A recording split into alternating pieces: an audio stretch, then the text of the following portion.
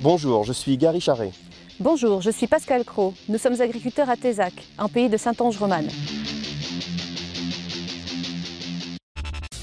En EARL, Pascal et Gary cultivent 100 hectares de culture en conventionnel et 25 hectares de vignes en conversion biologique depuis 2 ans. Ensemble, ils ont choisi de pérenniser leur ferme en diversifiant les cultures ainsi que leur mode de valorisation. Les rotations se sont allongées et certains produits sont vendus en circuit court. Au fil des ans, nous sommes passés d'une rotation de 2 ans, blé-tournesol, à une rotation de 7 ans sur une dizaine de cultures. Ceci pour limiter les risques techniques et économiques, mais aussi utiliser beaucoup moins de produits phyto. Côté commercialisation, nous avons choisi de conserver nos circuits longs en coopérative et d'introduire des circuits courts pour cette fois-ci miser sur une meilleure valeur ajoutée de nos produits, être en contact avec le consommateur et communiquer sur notre métier.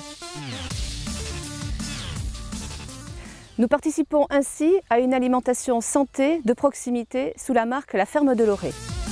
Pour réussir à tout mener de front, ils ont mis en place une organisation qui s'appuie sur un réseau professionnel performant. Les travaux nécessaires sont assurés et leur temps est économisé. Nous adhérons à 3 CUMA, 2 GIE, 2 boutiques collectives, au cercle d'échange le CMS Sésame et ses groupements d'employeurs. CMS Emploi nous a permis de constituer et pérenniser une solide équipe de travail pour tous les travaux dans les vignes, grâce au CDI à temps partagé. C'est ainsi que nous sommes 7 à nous partager les travaux de la ferme et nous déléguons semis et récoltes de nos cultures à notre collègue adhérent. Cela nous a permis de dégager du temps pour que Pascal puisse développer la commercialisation en circuit court et de nous impliquer aussi dans 2 collectifs. Je suis donc administrateur de notre coopérative viticole, Unicop, et Pascal préside le CMS Sésame et ses groupements d'employeurs.